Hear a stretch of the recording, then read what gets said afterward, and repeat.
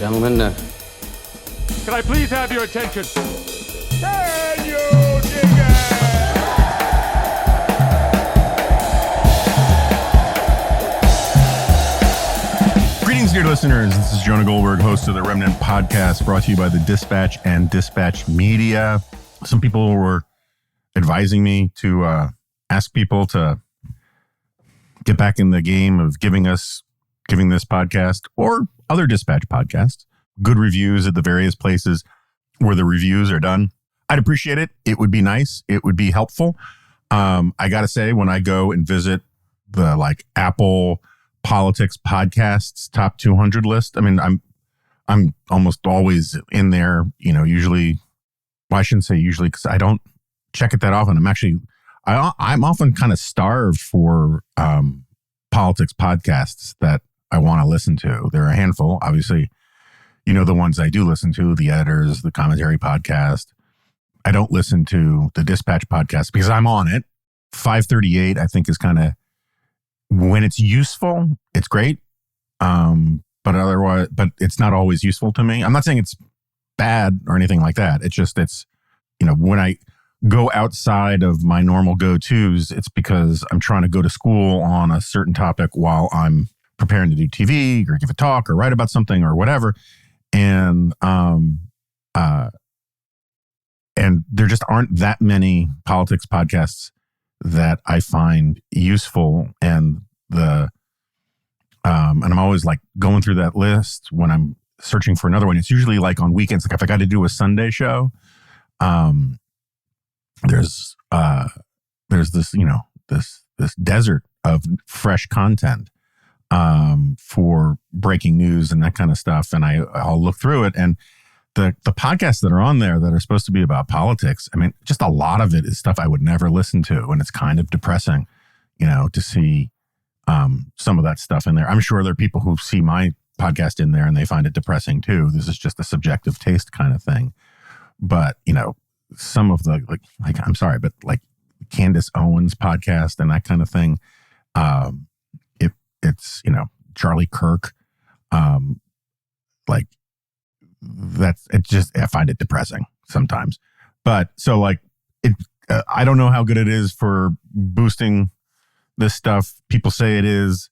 I know that the algorithms, or the formula for the top podcast thing is kind of, I find it dubious at times, because I actually know what the actual downloads, or in the past, I've known what the actual download numbers are for some podcasts, because I had access to the numbers, and then you see where they rank, and it's clear that, I'm not saying it's rigged or it's fake or it's fraudulent, but I think it's a lot like the New York Times bestseller list, that no one knows the formula to that either. Intensity of rise or rapidity of rise or boosts the algorithm. So a podcast with say 50,000 downloads, but it's a static, regular, in and out, week in and week out kind of download rate, might be at 75 on the list. I'm just making up a number. And then a new podcast comes out and gets 25,000 downloads in a day. That intensity will boost it to top 10. At least that's my theory.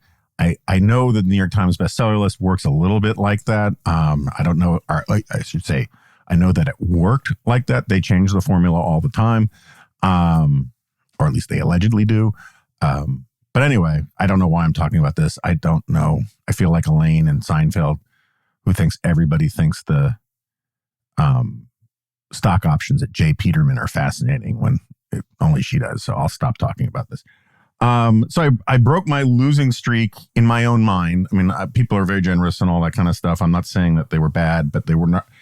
I mentioned recently that I haven't liked what I've been writing lately. Which doesn't mean I think it's bad or anything like that. I just mean that I think sometimes you have an idea for what you want to write and you don't feel like you nailed it. And I didn't feel that way about the Wednesday G-File. I've gotten a lot of really nice feedback from people. I always have this weird, I don't know if it's a Jewish thing, but I always have this kind of weird, what do you mean it's the best thing I ever wrote? Kind of feeling when people say that kind of stuff. I mean, I know what they're saying is a compliment and all that kind of stuff, but like, there's just something about me that makes me feel like, so you're saying the other stuff wasn't good, and which is, I know, is a really stupid reaction. But as I've long said on this podcast, I don't take compliments well.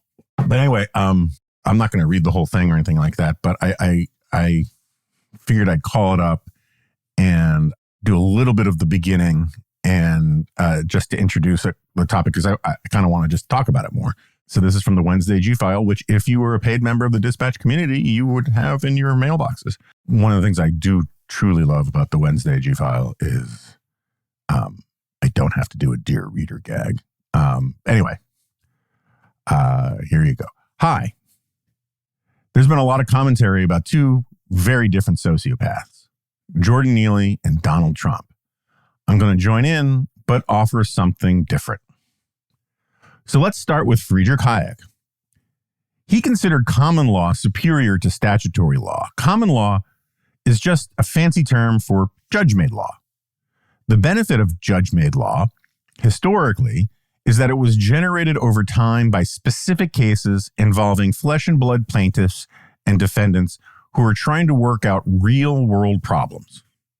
The problem with statutory law, i.e. legislation from a central authority, is that it's too abstract, too top-down, and too broad to account for all the complexity of real life. Judges built on a foundation of precedent by building on the rulings of judges before them, and were constrained by a need to resolve the specific dispute in front of them as narrowly and efficiently as possible. Hayek also preferred common law because he believed that law was largely a thing to be discovered through investigation and the application of reason, not constructed in the air of abstraction. Judges were law discoverers. Legislators and monarchs were lawmakers. And then I quote this line from Hayek it's got to be from Law, Legislation, Liberty. Hayek wrote, "Until the discovery of Aristotle's politics in the 13th century and the reception of Justinian's Code in the 15th, Western Europe passed through an epoch of nearly 1,000 years when law was regarded as something given independently of human will, something to be discovered, not made, and when the conception that law could be deliberately made or altered seemed almost sacrilegious." Okay, I'll stop there. I keep going. The reason why I want to bring it up is I think this is just like a hugely important way of thinking about society and law and all that.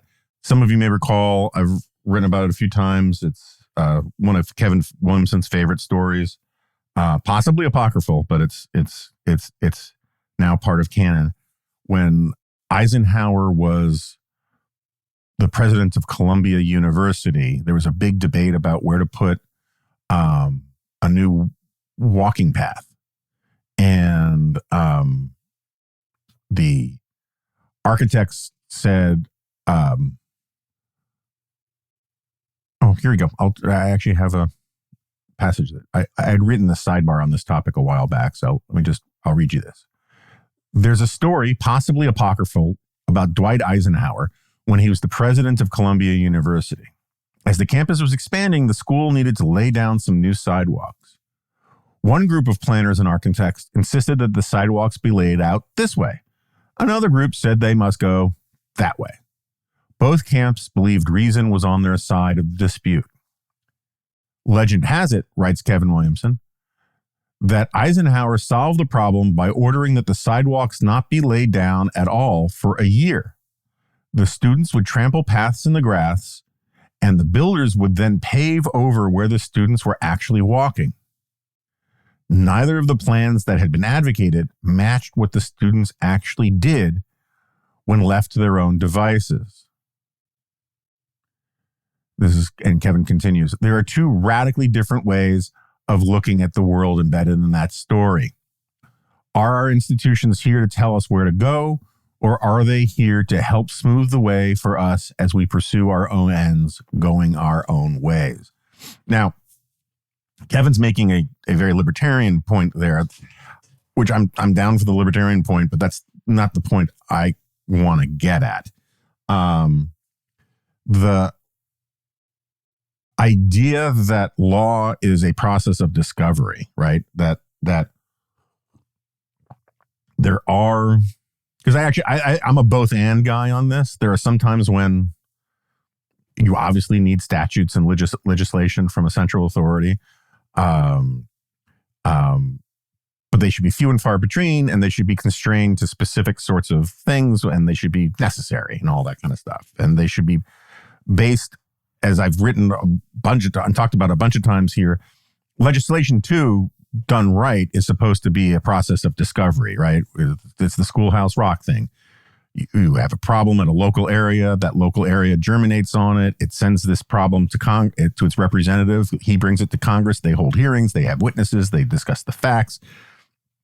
They debate possible remedies. They get more hearings. They have more experts. They get more facts. It gets some sort of legislation comes out of committee. It gets debated again on the floor. And then it goes to the other chamber of Congress and it gets debated again and it gets changed and it gets thrown back. But it's supposed to be a bottom-up process of discovery, even when you're talking about statutes. And I'm pretty sure Hayek would have agreed with that to the extent, I don't think he was against all laws. I'm sure I'll hear from some people about what his pristine position was. But the thing that I kind of want to get at, or at least tease out a little bit, is this idea that it's called just the right thing to do, right? Forget the word law for a second, because law scares people. Best practices. That these things are sort of out there. The truth is out there, as they would say in the X-Files, and we can figure it out, right? This is a very Hayekian way of understanding how knowledge accumulates in a society. There are, I've talked about this a lot, embedded knowledge is like this wildly important concept. I always like to ask people, like how far back in time could you go before you were totally useless? If you have some carpentry skills, you can go back a pretty far way. But at some point, you're not going to even know how to use the kind of tools that people have. And you may not know how to get like 2x4s out of a tree, particularly if you don't have a mill nearby and all those kinds of things. And certainly if you're a mechanic, you're like of no use in the 19th century, never mind the 15th or 10th century or whatever. And that's because we are technology builds on previous technology, and the knowledge and expertise that went into the previous technology is sort of subsumed and embedded in the next generation of technology. So, like the number of people, it's sort of like, the iPencil thing. Nobody knows how to make a pencil. But like the amount of trial and error that has gone into everyday objects all around you, that 99% of the listeners to this podcast right now, whether they're at home or in their car or walking the dog, listening to it on AirPods or whatever, almost all the technology around you, you have no real idea how it works. Or at the very least, if you were left to your own devices, you wouldn't know how to make it. Now, I know there's probably some engineers and some physicists around, but you get my point. And it's not just technology in the narrow sense of doodads that, run on electricity or whatever. But it's the technology of morality. It's the technology of the law. It's the technology of government. It's the technology of social norms. The example I always use, and I'm sorry, I as I'm talking about this, I realize how deeply embedded this crap is in my head because I've talked about aspects of this a lot. Food, right? I think food is the example that most people can sort of grasp. Like, the amount of trial and error that went into every cuisine in the world is staggering. I mean, how many of our forgotten ancestors ate a mushroom and then died or then got sick? And then that information was passed on, said you can eat mushrooms that look like this, but not like this, right? I mean, like how many times did people have to like try cooking certain kinds of meat or stewing certain kinds of vegetables or plants to realize whether or not they tasted good, whether they made you sick, whether they maybe tasted good at this amount, but not that amount, whether they made you sick at this amount or not that amount, because all poisons are determined by the dose. There are plenty of herbs that are fine with a pinch, but if you have a fistful, you'll, I don't know, be crapping your lungs out or something. All of that information didn't just, there was no book that came with.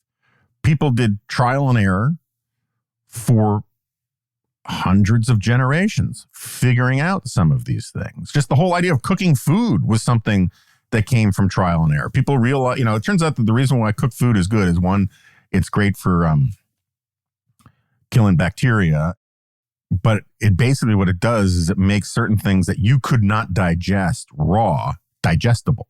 It basically pre-digests for you certain substances. That took trial and error. And there was forgetting, that happened. People rediscovered these things. And so, the best chefs in the world, I know there's all this farm to table stuff. Even they are still standing on the shoulders of giants in the sense that shoulders of giants, shoulders of pygmies and normal sized people, just millions of normal people trying things, some things being successful, other people copying it, improving upon it for thousands of years. That's how you get cuisines. That's how you get cooking techniques. And so even if you were really one of these, let's start at year zero cooks and understand every stage of the food production process, you're still using food products that were developed through, they were developed essentially eugenically for thousands of years, with Mengel's, whatever stuff, the whole, if you look at a banana, what a banana looked like prior to years of agriculture, human meddling, it doesn't look like a banana, right? There's some great charts. You should, if I could figure out, if maybe we'll find one and put it in the show notes. If not, just Google around for it. You can find it. If you look, maybe it was maybe it's in one of Matt Ridley's books, but you look at what everyday fruits and vegetables that are on sort of everybody's, dinner table or picnic blanket or whatever, and you look at what they looked like before humans started doing that voodoo we do of selecting for certain traits, and they all look creepy and weird. They do not, almost none of the stuff that you see in the store, in the produce section, would look that way in the wild. Some, I guess, but, and so even if, the only reason I bring it up at one, because I think it's interesting, but two, is that even if you're some cook who wants to start cuisine from scratch and reject all existing culture, you can't do it because everything from the corn and the broccoli and the zucchini that you're cooking with to the cows and the pigs and the chickens have all been genetically modified over thousands of years by human beings. And that's embedded knowledge too. That's the key. I think there's a lot in Hayek. But one of the most important ideas out of Hayek is just the way embedded knowledge works in different aspects of life and markets and all these things. His whole point about the importance of prices is that they're full of embedded knowledge, right? That the end consumer just knows what a loaf of bread costs, but the factors that went into determining that price have everything to do with the price of oil, wars in various places, the price, obviously the price of gasoline, the commodity prices of wheat, what labor unions are doing in this place and that place, and weather, all in various parts of the world. You can go down a very long list of things that all go in to the price of something that is invisible to the end consumer, except the price. But there's an enormous amount of information in that price that other players in the market can adjust their behavior because of. That's embedded knowledge too. So anyway, this idea of discovering what the right thing to do is, what I think is sort of interesting about it, and Hayek kind of alludes to it in that passage earlier, is that there's a secular version of this and there's a religious version of this, right? I mean, natural law says that God, or the divine architect, the creator, put some certain rules out there for how you're supposed to behave, and we're supposed to discover them, not create them, right? And I think there's a interesting theological tension for some people on the right who sometimes get a little ahead of their skis on thinking that they know what God's law is and can write it themselves. And I think, look, sometimes they're probably right. I'm not saying, they're not. I'm pretty sure God is against murder.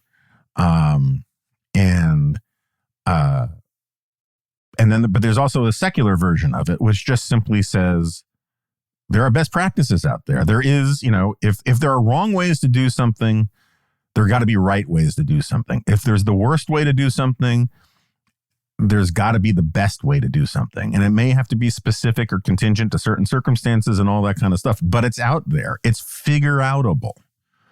And I think that's just it's a really important way to think about things. And it ties into my whole thing about how I want certain arguments to be settled, right? I'm a big fan of dogma. I'm a big fan of the idea that we've decided that slavery is bad, and so we don't need to debate it anymore, right? I mean, this is where I have my big disagreements with a lot of my free speech fetishists. I'm not talking about banning speech about, I'm not talking about banning debates about slavery or the Holocaust or anything like that. All I'm simply saying is that this idea that we should have a culture that says nothing is taboo, no subjects are off the table, is a bad idea. I think some subjects should be off the table. I don't see what is gained in any way from having, inviting a Holocaust denier to come speak at a university. I don't see what is gained by saying, we need to reopen the debate about pedophilia or slavery. I want to pocket some moral victories and build on a foundation there and leave that stuff alone. I don't think we should question everything. I think people who say some of the most closed-minded people I've ever met are the ones who say question everything. You should be skeptical when skepticism is warranted. You should be inquiring. You should be interested in the facts and all these kinds of things. But I'm just too much of my dad's son. I just think that some things aren't worth arguing about anymore because the right side won the argument. And we won some of these arguments through millennia of trial and error, right? I mean, that's how we got freedom of conscience. That's how we got freedom of speech. That's how we got, all the stuff in the Bill of Rights, is we tried all the other ways and they made people miserable and they got a lot of blood on people's hands.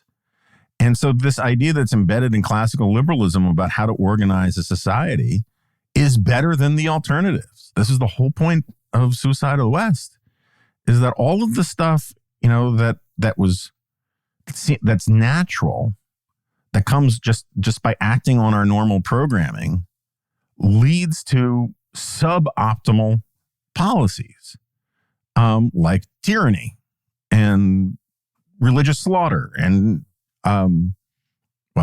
bad things. And so the civilization is a process of discovery. And I think that 300 years ago, we discovered this way of organizing society, this way of understanding human rights and the sovereignty of the individual. That was good.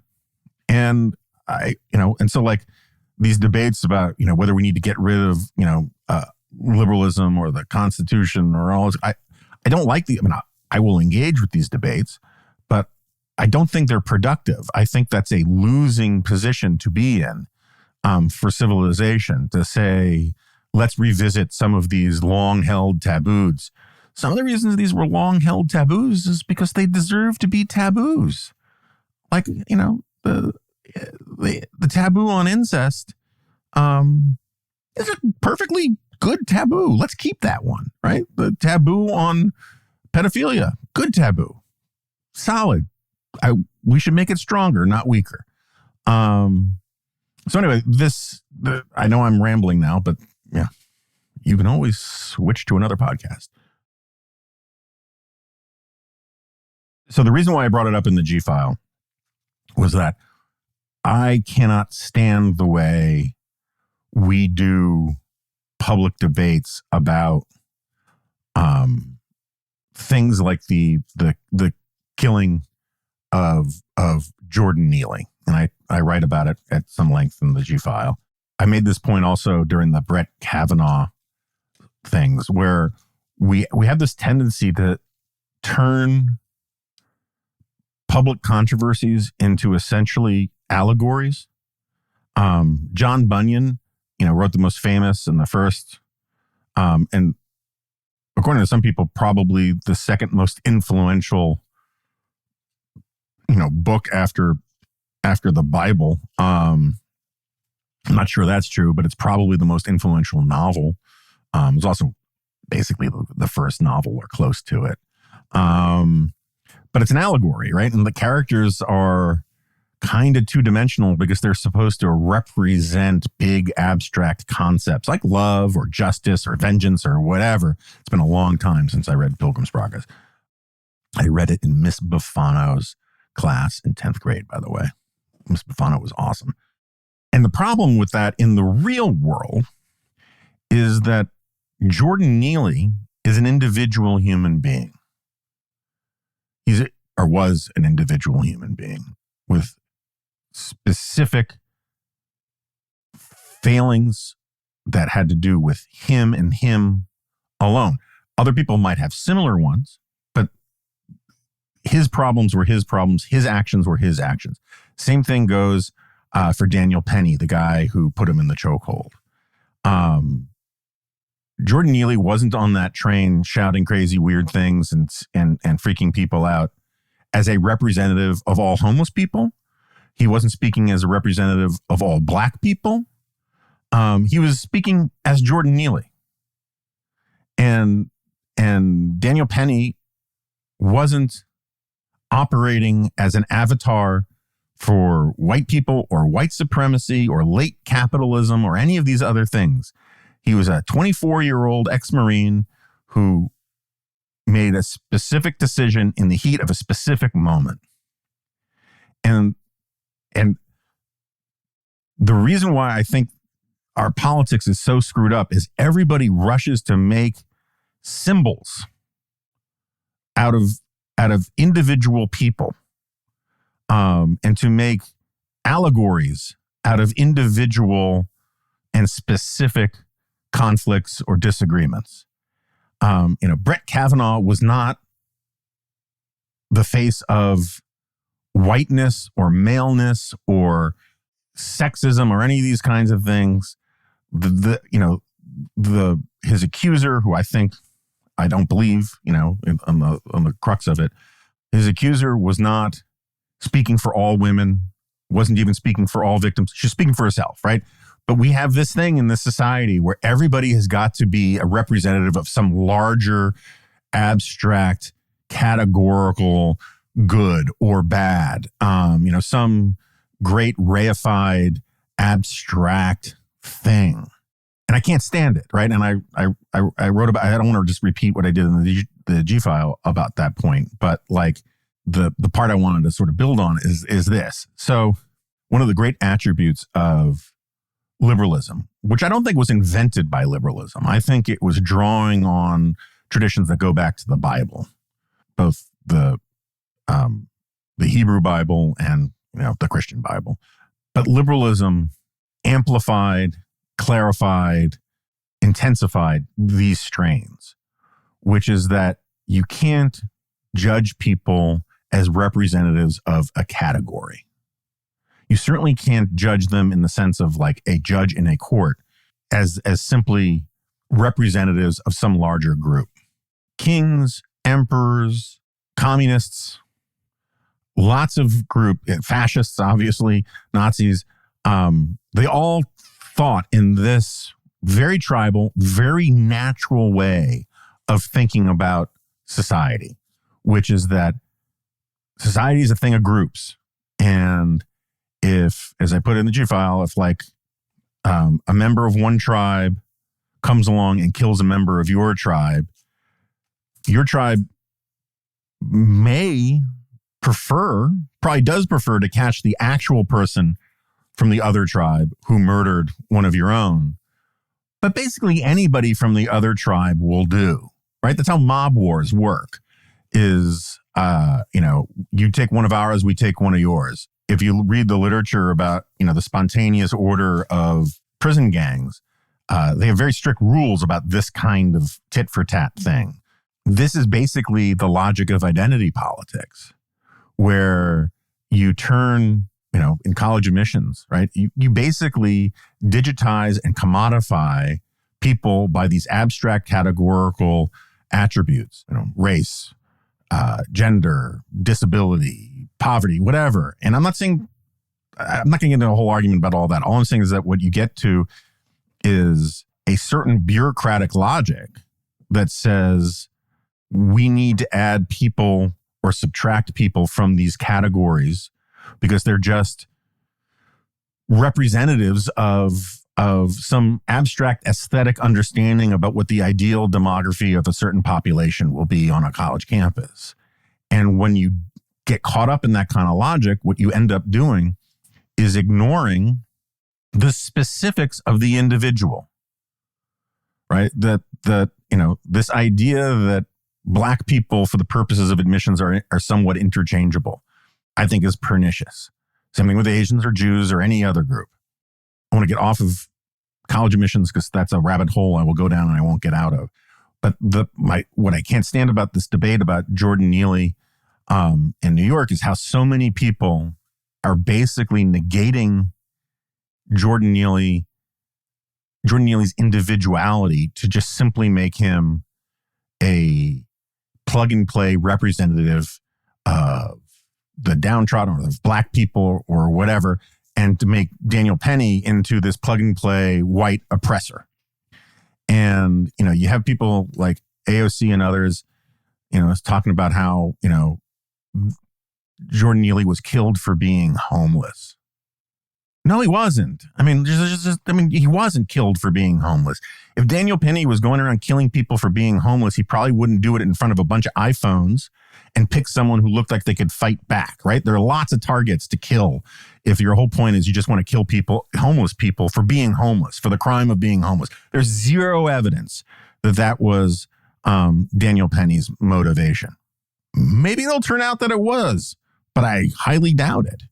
But nobody knows, literally nobody knows that. And the facts that we know right now suggest otherwise, right? And we have no idea if Daniel Penny cared about race in this situation or anything like that, right? But it doesn't matter to the way we talk about these things, is particularly because a lot of people in the mainstream media, particularly people in the left ideological media, they come from universities that teach you this is how you talk about society. This is how you look at things. You study society like it's an allegory, and you pick characters that represent themes that you want to talk about. And not just that you want to talk about, they're the only themes that you kind of know how to talk about. And so, everything, when all you have is a hammer, everything looks like a nail. When all you have is critical race theory interpretations about society, then everything in society looks ripe for that kind of analysis. But, the thing is, Jordan Neely died. The Jordan Neelys who die every day in the New York City subways or in New York City writ large, from drug overdoses, from muggings, from accidents while being high. And they don't make the news because you can't drag in this oh so comfortable narrative about white supremacy and all this. And so one of the things I find disgusting about the way people talk about this case is they're the ones who are negating the agency and the humanity of this obviously tragic, screwed up guy, Jordan Neely. And then instead they're just using him as a prop. He's a commodity, as far as they're concerned. And I find it gross. And again, I'm not going to get into a both sides thing, but the right does this kind of thing a lot too. It is embedded in the way we talk about politics right now.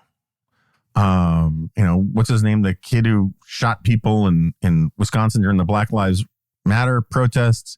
The kid from the mall, from Covington High School, whatever, with the MAGA hat that everybody just went nuts based on a picture, because it was like they see the picture and all of a sudden it's just autofill from their mental chat GPTs about the kind of arguments that they want to have, the smug whiteness against people of color, all that garbage, right? Is we want to talk about things in these grand narratives that bolster one side or denigrate another side. And okay, so that's the thing I talked about in the G-file. What I want to add here is how this ties into Hayek's critique of social justice. Because Hayek's critique of social justice, it confuses a lot of people. He at one point he wrote, if there was anything, I'm paraphrasing badly, if there was anything that if he could only teach people one thing, it would be to understand that the concept of social justice is bogus. That is, it has all of the weight of phrases like a moral stone. That was his phrase. And I think this conversation kind of helps explain this point, insofar as the common law approach to justice it requires a specific human being with a specific complaint about a specific injustice done to him. Right? It's not just analogous. It's deeply tied into the arguments we get in American legal fights about standing. You can't go into a court of law and simply say, I think society is badly organized. Right? You can't go into a court of law and say, I think there is structural white supremacy in America. Judge, do something about it. That's the kind of argument you can make to a king, but we don't have kings, or at least we're not supposed to in this country. You need to have a specific, like so-and-so's horse ate all my corn, right? Or this company put, laxative in the baby formula, and now someone needs to paint my house. You need a specific complaint with a specific wrongdoer. And then judges are supposed to look narrowly at the facts. What did you do? What happened? Who's to blame? How can we solve this in the most beneficial way to all parties, or the most just way to all parties? Because sometimes beneficial isn't just, right, to all parties. And do it as narrowly as possible so that you don't create precedents that then have adverse consequences for the cases that come in next week, right? If you do some sweeping thing and say, henceforth and forever, all horses must have training to reject corn. Well, that's going to create all sorts of other problems, right?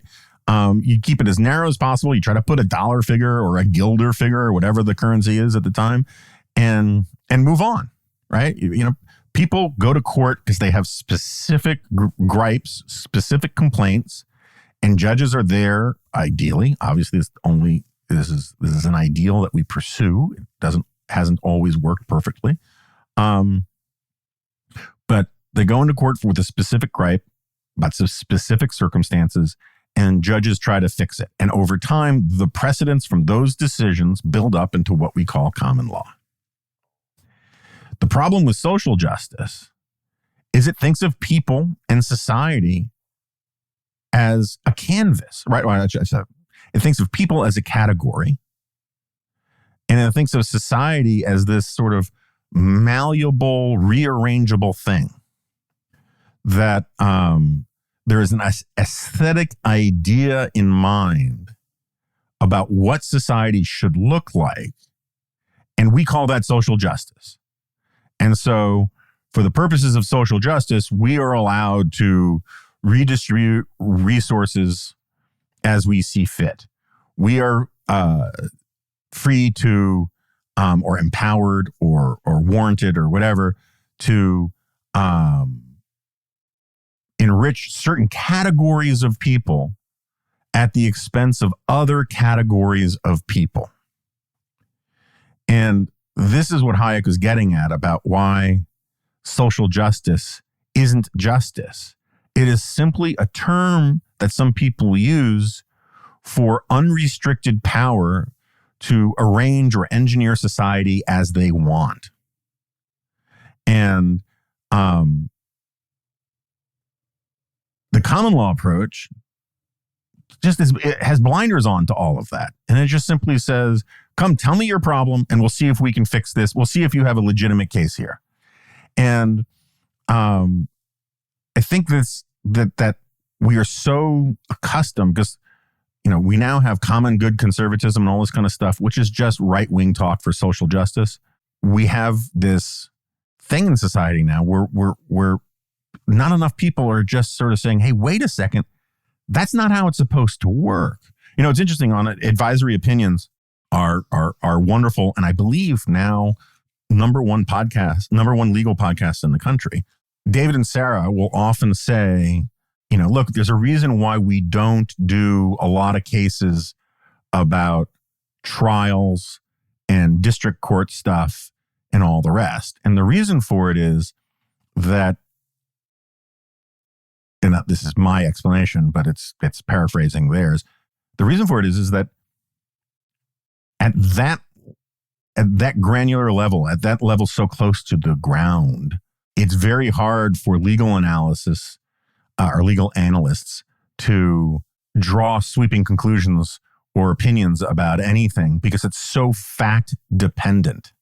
None of us, this gets to like the E. Jean Carroll case, right?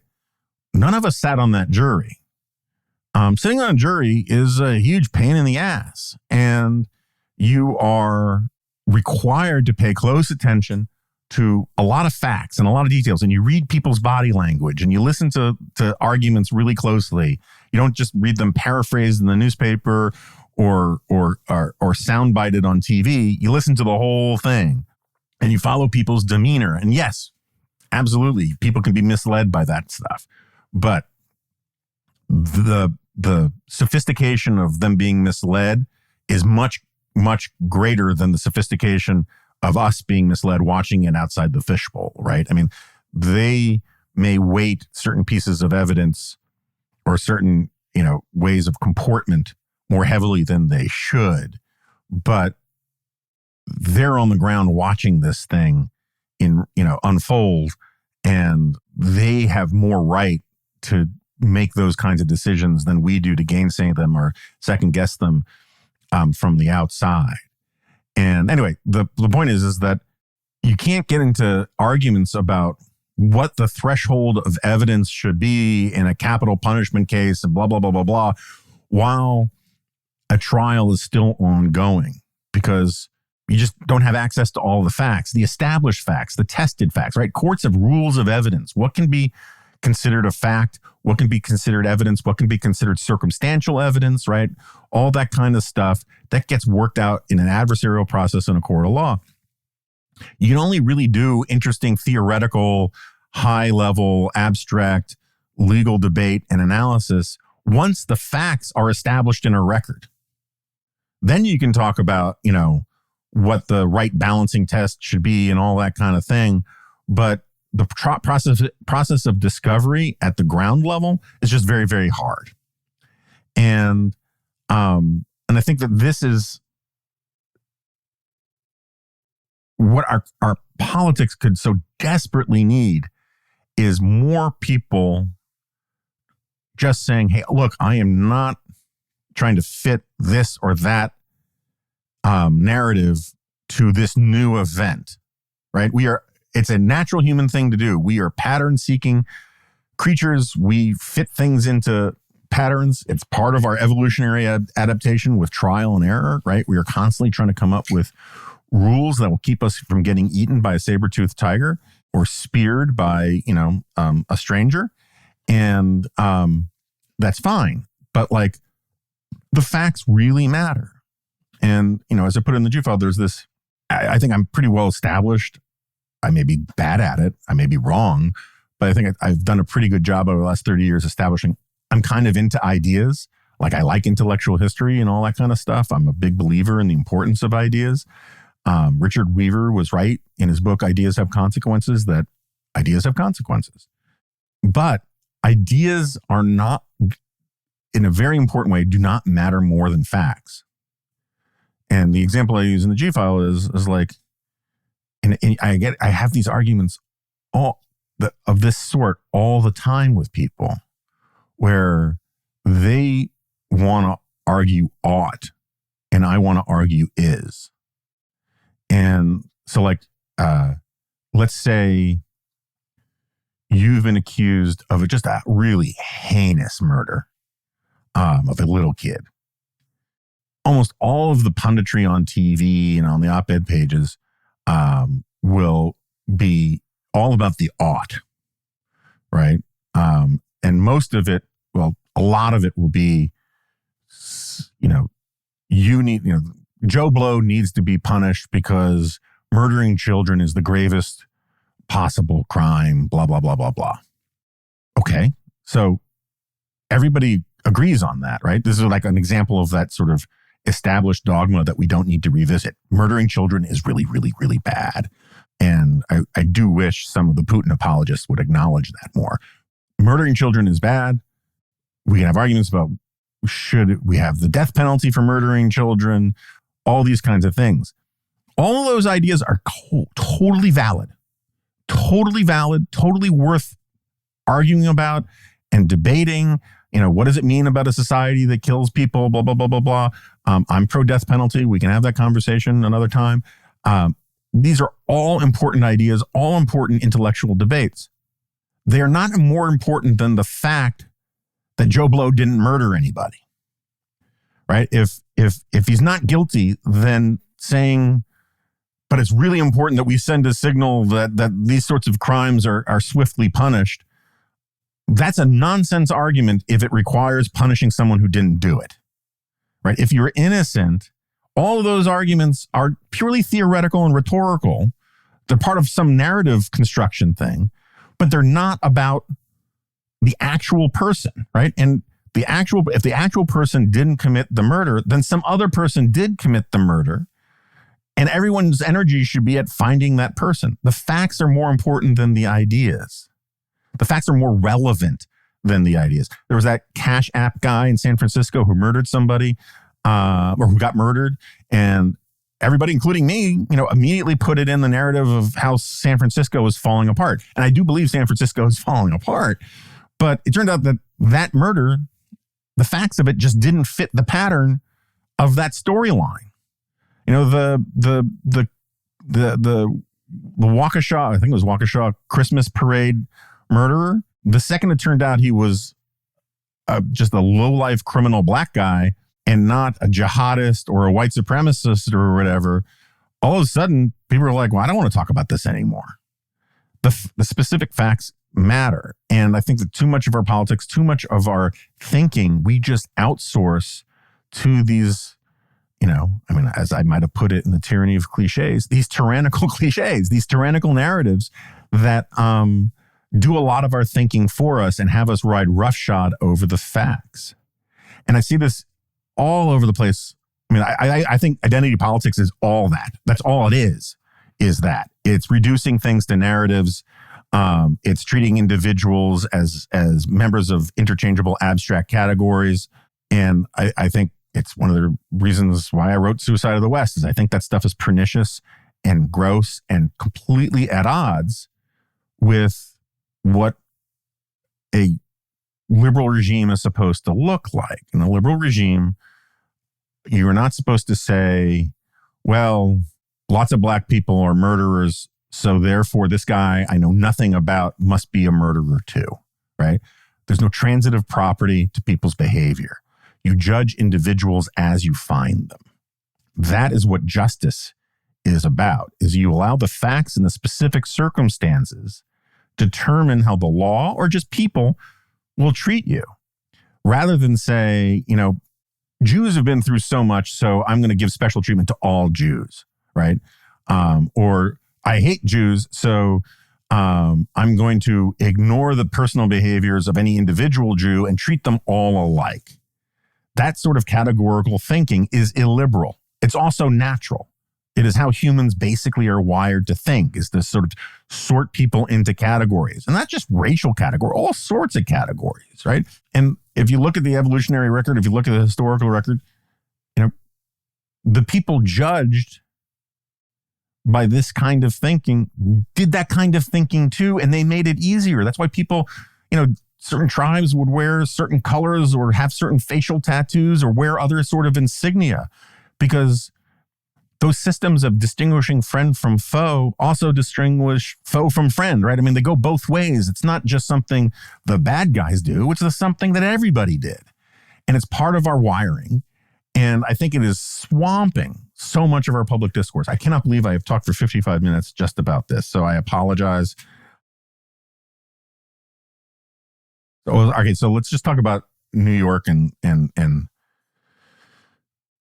homelessness and all that stuff for just 2 seconds. The thing I keep thinking about, and let me be clear, it's entirely possible to me.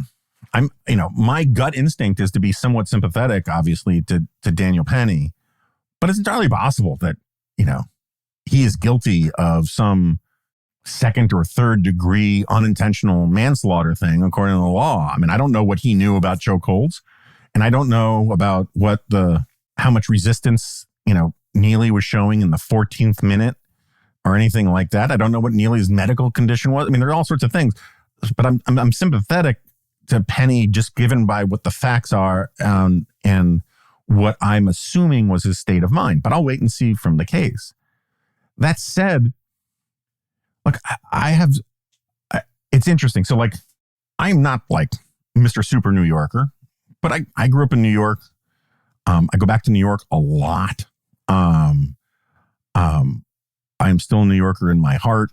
And it's funny how listening to certain kinds of New York liberals, and then certainly non-New York liberals, talk about this stuff, I find some of it really maddening. I mean, there is this thing that passes for sophistication that says, tolerating a certain level of crime is just the price you pay for being a cool person in a cool city. I think it was Seth Rogen had some idiotic thing about what's the big deal? So I've had to replace 6 radios over 5 years in my car because it kept getting stolen or something like that. I have profound contempt for those kinds of arguments because they are so elitist. They're so privileged. If you think getting your smashed car window repaired a matter of pocket change, it's much easier to say, oh, that's just what it's like living in the city. If you can afford to keep your car in a garage and you don't get your car window broken at all, it's even easier. If you're of a certain mindset that has this condescending understanding of the lives of poor, lower middle class, struggling people, and just normal people of all classes who don't want to live in fear and amidst chaos. I think it's telling that this Penny guy, my understanding is he didn't live much in New York City, and it's very possible misread the situation, right? I don't mean about the killing. I just mean about intervening at all, because there is this sort of unwritten code about New York City subways and New York City in general about how you behave around the mentally ill, deranged people who are sounding threatening and all that kind of stuff. And it's not like I have a list, but it's things like, not making eye contact. It's weird how much of it is like how you would deal with wild animals. Like, don't show fear. If you run from some of these people, they'll chase you because something clicks in their head. And some of them won't. I mean, I'm not saying this is a hard and fast rule. It's like one of these embedded knowledge, accumulated things that, it's just sort of people have different, approaches to it. But there is this, thing involving how you stand and your eye contact and all of these kinds of things and how you ignore people. This Penny guy doesn't seem like he necessarily had a intuitive, visceral, developed sense of this stuff. I remember it was funny. In college, I brought some friends from college to New York, and it was their first, for most of them, it was their first time in New York, or at least first time on the subway. And we're all basically dressed the same, right? And some of them were bigger guys than me, and some of them weren't, because some of them were like jock types and that kind of thing. But all of them got messed with by homeless people, by sort of a certain kind of like subway, goonish kind of guy, thuggish kind of guy who, likes to mess with people on several different occasions. And they left me alone. It's not because I'm tougher or look tougher or anything like that. It's just that there was something about, in my pheromones or the way the sort of those micro tells about eye contact and stuff that I didn't give off a tourist, a victim kind of vibe. And I just thought it was really interesting because you see in a lot of this commentary about how, and a lot of this commentary is right about how like most New Yorkers wouldn't intervene like this because that's the implicit stupid bargain that we have now in society is that, or at least in places like New York, is that you're not supposed to intervene on behalf of the normal people in a subway car. And you're not supposed to intervene on behalf of the clearly traumatized and suffering person who is freaking everybody out. You're just supposed to like basically stare at the floor or your phone, or back in the day, your Daily News or your New York Post, and hope that the people just move, the sort of scary person just moves on. And usually they do move on. But sometimes they don't. And apparently, I think, part of my whole COVID has made everybody crazy thing. Apparently, things have gotten worse in New York from, my many, many, many friends in New York and family members.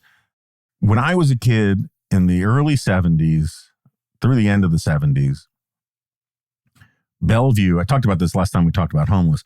Bellevue every spring would release all of these mentally ill homeless people because the law required them to get scooped up in wintertime when it was too dangerous to sleep on the streets.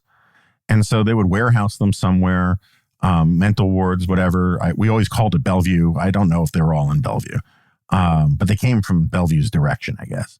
Bellevue was a mental hospital. And every spring, they would just start appearing on the Upper West Side, walking down Broadway. These sort of Thorazine zombies. And there was one woman who was sort of almost Walking Dead-like in my memory, in the sense that she looked really, really unwell. She screamed obscenities. She was usually fairly well dressed in the sense that she would wear lots of layers and skirts and that kind of stuff, but it looked like she'd been wearing them for years. So they were dirty and all that kind of stuff. She would eat food out of the garbage. She would she would yell at little kids. And one time when my brother was probably 10, maybe 11, something like that, Josh was crossing Broadway on 84th Street, and this woman was going the other way, and Josh wasn't doing anything, and this woman was just shouting and muttering and doing all that kind of stuff. And the woman reached out and scratched Josh on the face, like sort of like it was, and I wasn't there to see it, but this is the way I remember Josh talking about it. It was like, maybe it was supposed to be a slap. It was that kind of swing. So it was a really hard swing. And she had long nails, or long enough nails, and scratched Josh across the face so that he had 3 or 4 deep scabs across his cheek. And he was a kid. I mean, deep scabs from these scratches. And, he's lucky, given this woman's hygiene, that he didn't get some terrible infection. I don't remember if they took him to the doctor for it. They probably did. When I say they, I mean my parents. But it always stuck with me because it's just like there's this unpredictability that comes with some of these people because they're unpredictable. I mean, if you've never seen it, I assume it's on YouTube. I don't know. Go Google the videos of Larry Hogue, who was this homeless guy who mostly hung out around 96th Street between Central Park West and Broadway, who would fairly routinely push people, old people, little, kids walking to school out into traffic suddenly. And I can't remember if he killed anybody, but he definitely sent a bunch of people badly hurt to the hospital. And this was in the 80s, I guess. And it got so bad that 60 Minutes did a piece about it. And so I guess the reason I'm bringing it up is, one, I've been meaning to talk about this for a while and just haven't had a chance, is like this idea of reducing all homeless people to a harmless category or a dangerous category is wrong. Lots of homeless people are no threat to anybody except themselves. And lots of homeless people, I don't mean a majority, I just mean enough to say the word lots, are definitely a threat to people. Jordan Neely was on some top 50 list of concerns about people, of sort of homeless, mentally ill people of concern to the New York City system. And yet he had an arrest warrant out for, I think, almost 2 years. And even though social services knew where he was, they let him go. They let him do his stuff. He ended up punching an old lady in the face, broke her nose, broke her orbital bone or whatever. Could have easily killed that old woman.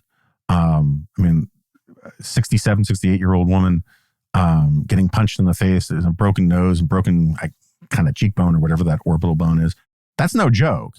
And you could see someone getting punched like that, falling down, hitting their head and dying, right? And then no one would be talking about white supremacy. It would be a story that the New York Post and maybe Fox News covered for 50 seconds about how another crazy homeless person killed somebody. It's something to keep in mind, is that when you're only looking for the narratives, sometimes the bigger story just gets ignored because it doesn't fit the pattern. All right, so what else? Oh, so we're talking about all this evolution stuff and our wiring, whatever. I also in that G file, and again, please become a subscriber and you can read it. I gotta say something about this line from Trump. I didn't put it in the G file because the G file was too serious, and it just never seemed right to say on TV this week. And I know he's just exaggerating, and don't take him literally, take him seriously, and blah blah blah blah blah.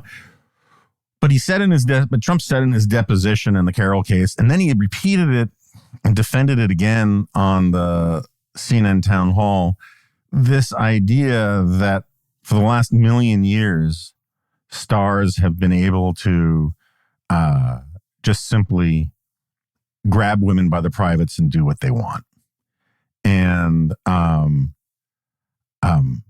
again, I think it's a grotesque argument. I think it's a grotesque defense.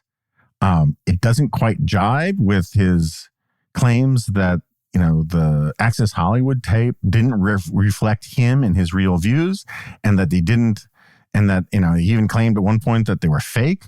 It is, and him saying, unfortunately or fortunately, fortunately for who, right? I mean, there's no defense. It's a piñata. You can smash that thing from any angle and it'll yield some reward.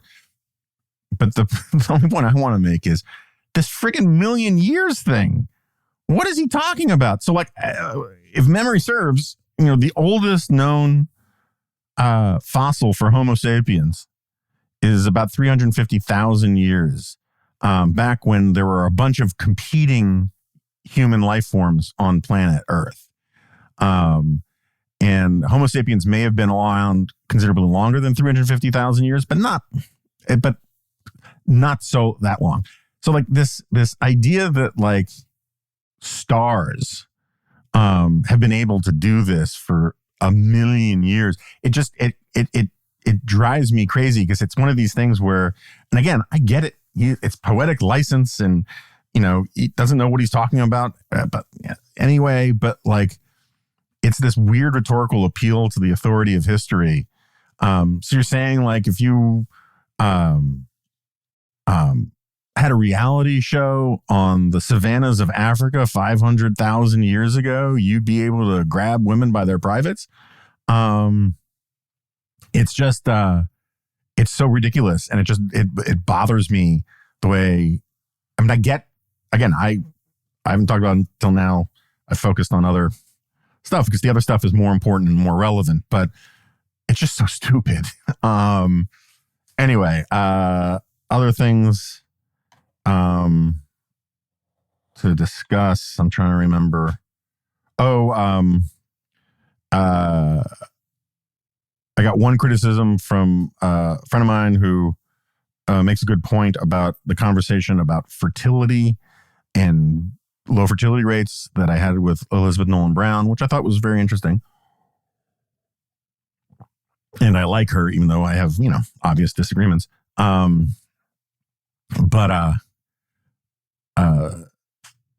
my friend Shay, he DM'd me to say, or emailed me to say that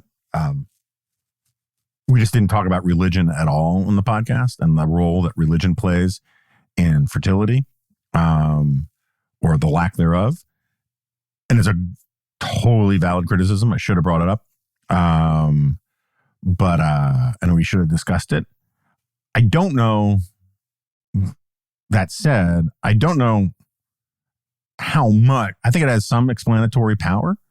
I just don't know how much explanatory power it has when you have fertility rates crashing all around the world in diverse societies with diverse notions of religion, with diverse levels of religious commitment and observance. I personally, yes, in the case of Israel, the fact that the ultra Orthodox have lots of kids, I think there's a tight causal relationship with religion for their high fertility. But I don't know that that applies to Israelis in general, who also have higher than normal fertility. My hunch is that, concepts like nationalism, and I don't mean sort of the garbage nationalism stuff that we talk about here. I just mean the sort of like as a feelings of national solidarity, national cohesiveness, having a certain sort of shared esprit de corps and ethos for society,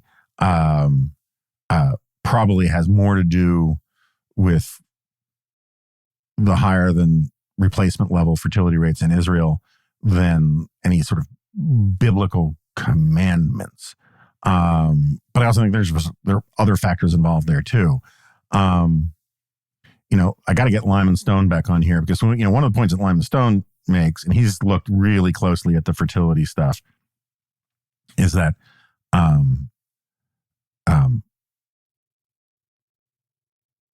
one of the reasons, according to the data, that explains low fertility is just access to doing other stuff. Like, and I don't want to butcher or mischaracterize his thing, but he was making the point that there are some places where if you are really close to great travel to fun, cool beaches and all that kind of stuff, fertility is delayed more than in places where you're not. Places where you don't have much else to do, people make babies more than places where there's just a lot of other stuff to do. And that's not, I have value judgments I can make about that one way and the other, but I think just as an observational thing, I think it's interesting as societies get more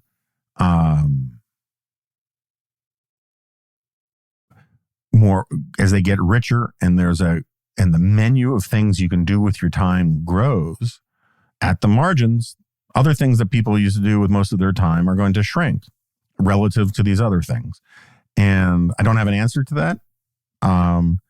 I think we should have more babies in the world. Babies are good. I think that, I haven't, I know I talked about the vampire problem stuff before here, but like, I just don't, I've never known anybody, and I know there's a social desirability bias. People aren't going to necessarily be fully honest about some of this kind of stuff. In my experience, I just don't know anybody who ever ultimately regretted, I shouldn't say this, because there's specific circumstances. Again, the specifics matter. As a general rule, the vast majority of time, people are glad when they had more kids, not fewer. People are glad when they had kids earlier, not later. Again, you have to hold constant other things have to be held equal there. Like they've gotten married. I know people who've had, kids very early, out of wedlock and all that kind of stuff. And they regret it. They don't regret having the kid. They just regret the timing kind of thing. But I think having a society that put more emphasis culturally, psychologically on the joys of parenthood and the feeling of life satisfaction you get from parenthood, we'd be a better society. And the sort of idea that, one life to live and you live in the moment and seize the day and all of these things that point towards instant gratification and a lack of a sense of gratitude, I think lead to low fertility rates.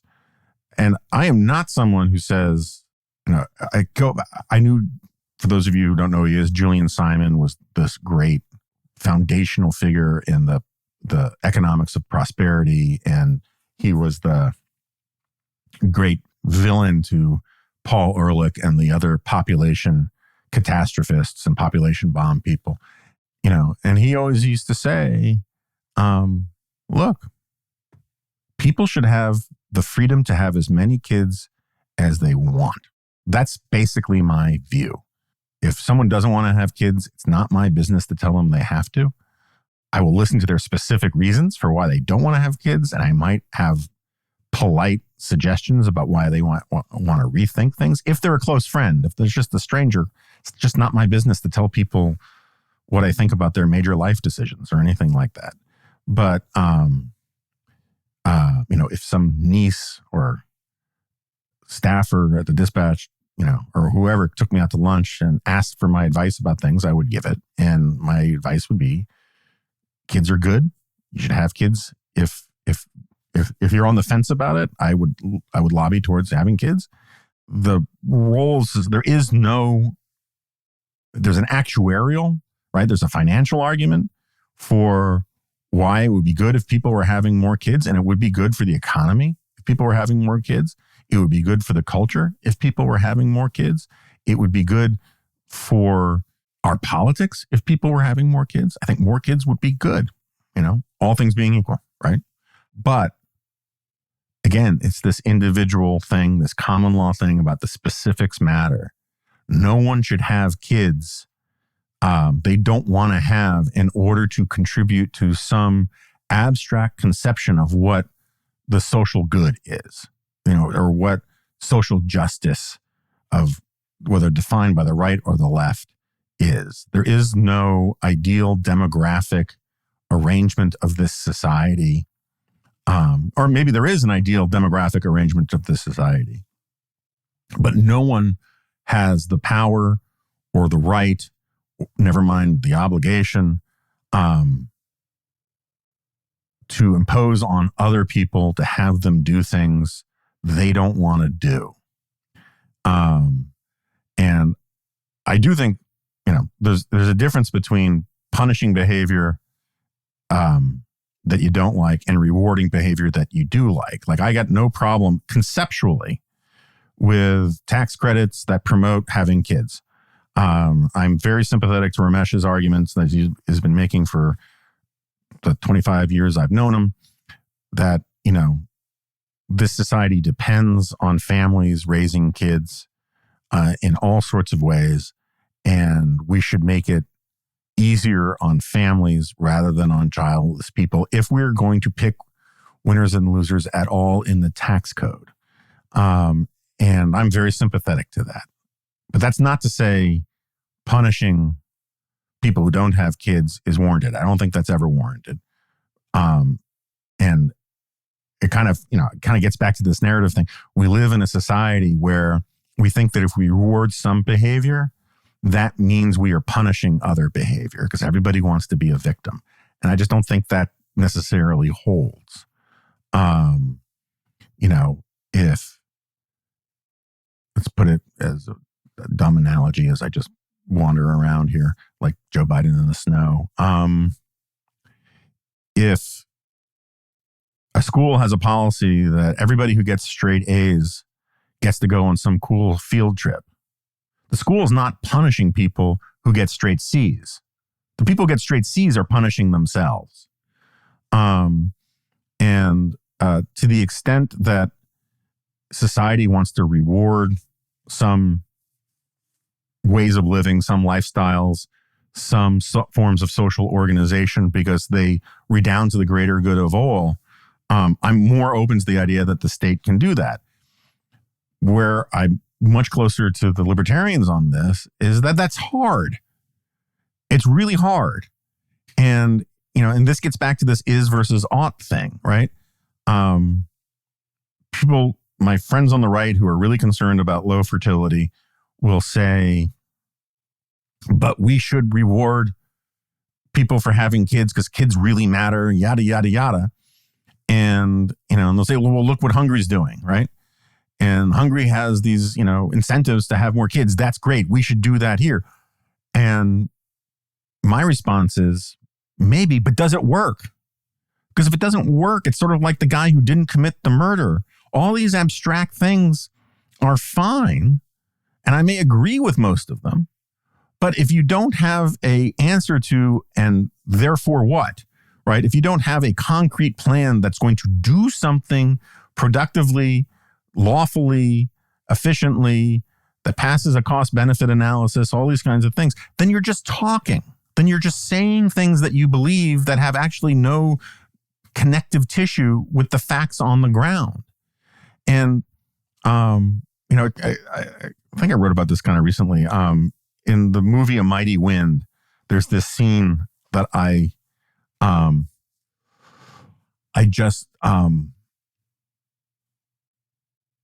love hate because it reminds me of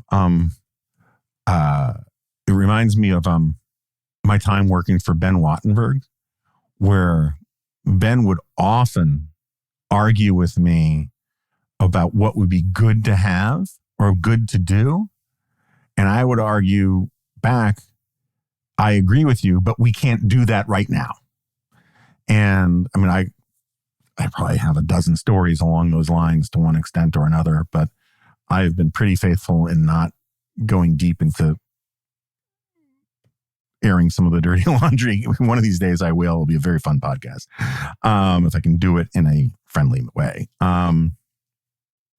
Anyway, there's a scene in A Mighty Wind where Ed Begley Jr.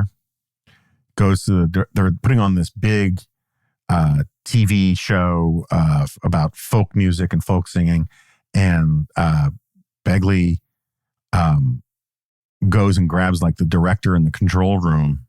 And he keeps saying things like, he asks him, so, it'd be great. He says, it'd be great to have like a crane shot, where the crane comes down and zooms in. And the director's like, yeah, it would be great. It would be great. We don't have a crane. And he says, well, but a crane shot would be really great because that way you can get this whole other. And he says, yeah, I know, I agree. Crane would be wonderful. We don't have a crane. Because of this narrative addiction stuff, so much of our politics these days is about the ought, is about what would be great.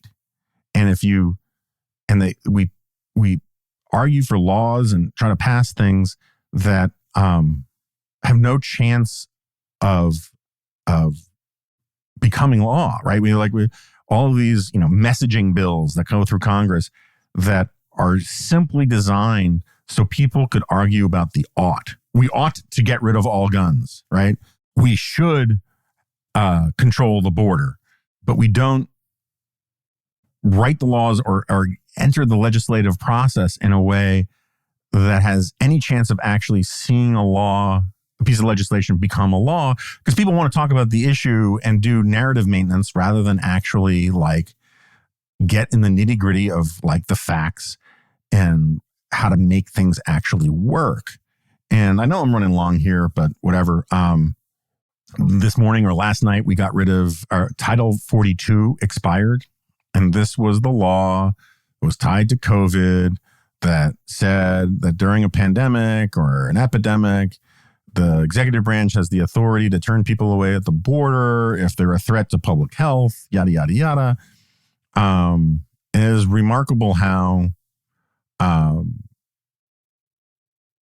lots and lots and lots and lots and lots and lots and lots of conservatives who often talk about the importance of the rule of law, constitutionalism, the dangers of, executive authority, how Biden is defying the Constitution by doing X, Y, and Z, argued for keeping Article 42 or whatever in place because it was the only thing that was keeping all these immigrants from crossing the border.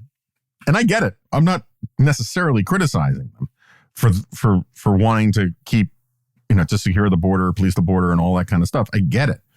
At the same time, sorry, did I say Section 42? Title 42. But at the same time, it's just the same people who are arguing this were also the ones saying the pandemic is over. The pandemic was no big deal. It is purely a pretextual, openly, instrumental argument to say we should use this law that fights pandemics to keep people out, even though we don't think there's a pandemic anymore and there's no state of emergency and we need to stand the state of emergency. And I get it. It's grabbing the nearest tool to hand to deal with another problem. What is amazing to me is that if you take a step back and you don't put on your pundit hat about why it's so hard to get immigration rules or change the law or do immigration bills, if you put that stuff aside and you just look at structurally how our system is working, it is amazing how everybody is arguing about how the laws are inadequate to the situation at hand.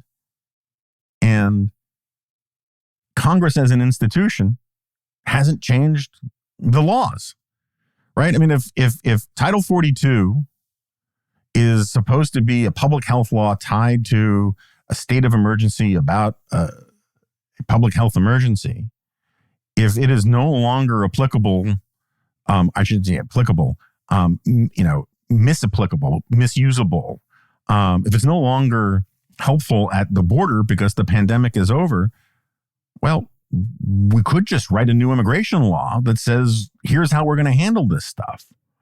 The Biden administration has come up with a policy saying that they might return people, they might just turn around people there at the border.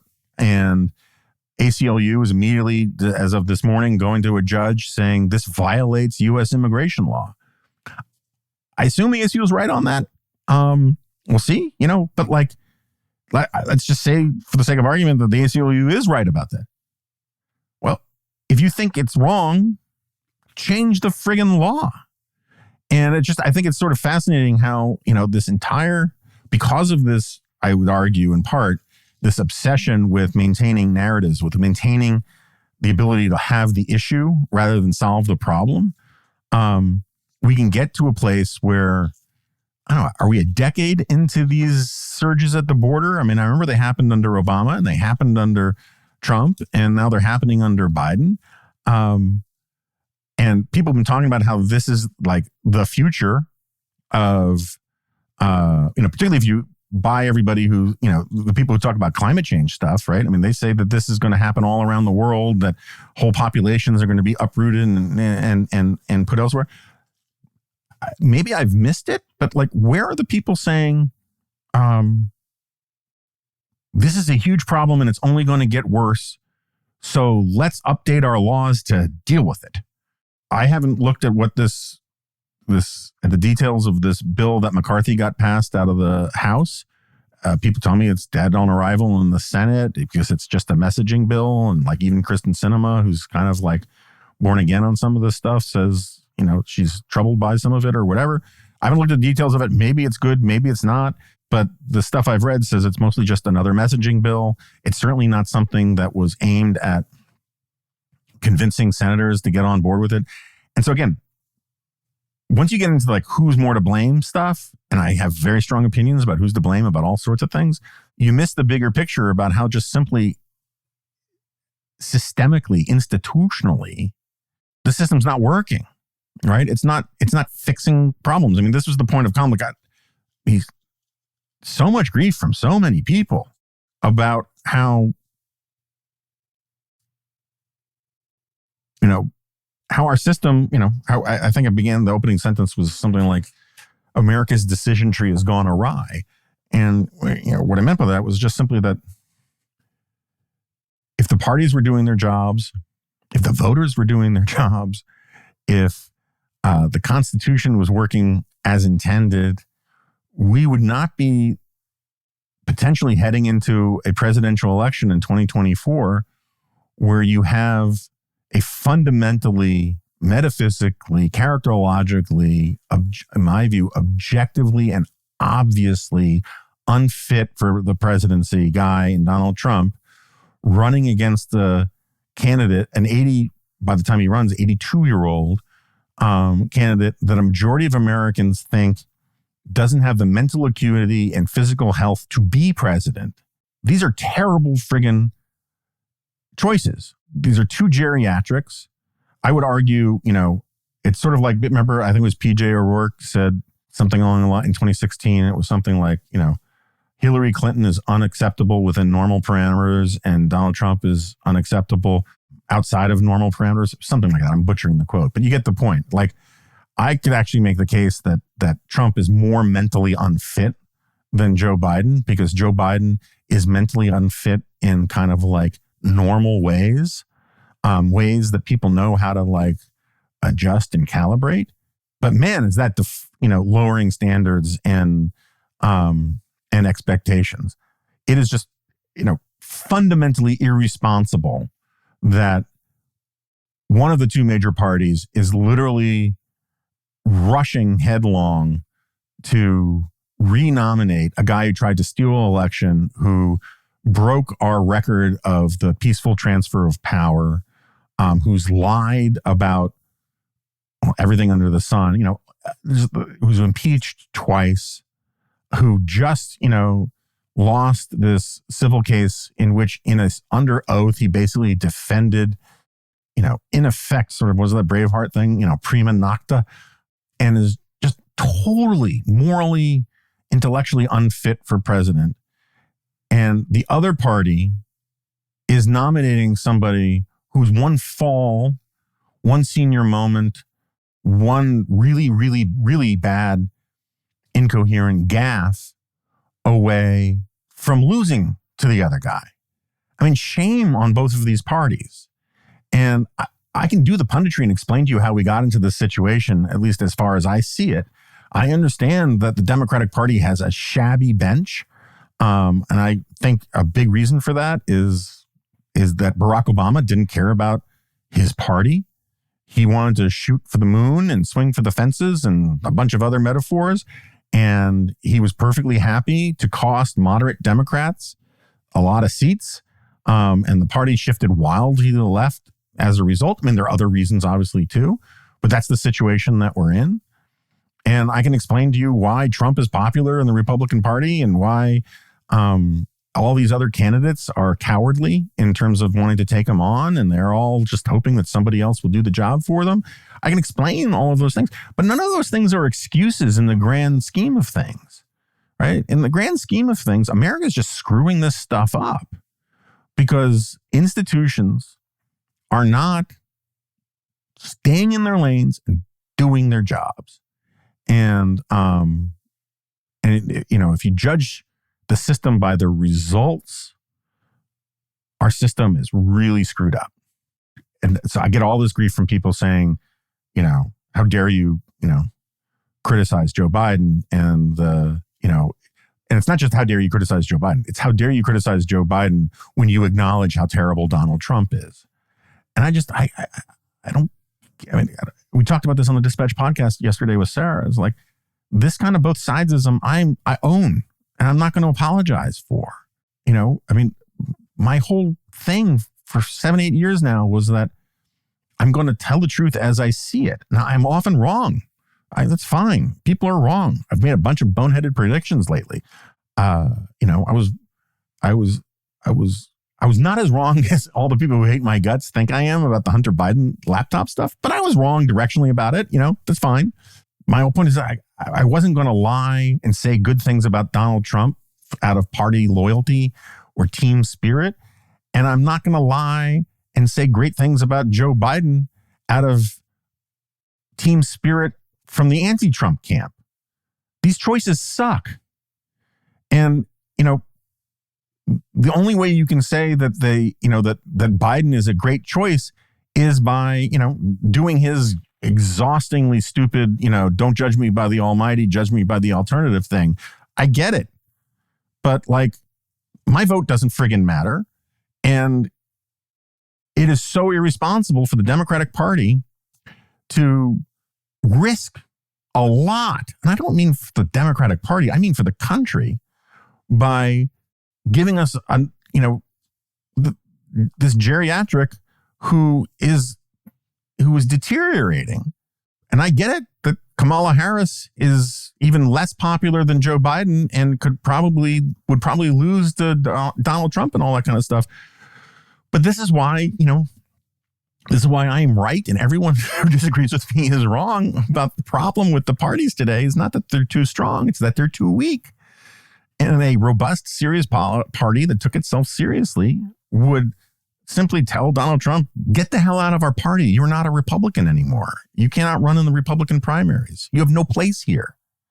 And they would have said it a long time ago, and the Democratic Party would say to Joe Biden, a bunch of people would march up to the White House and say, Joe, we got a problem. You're just not up to this. Let's find a way where you can save face and exit gracefully. Let's find a way where Kamala Harris can exit gracefully.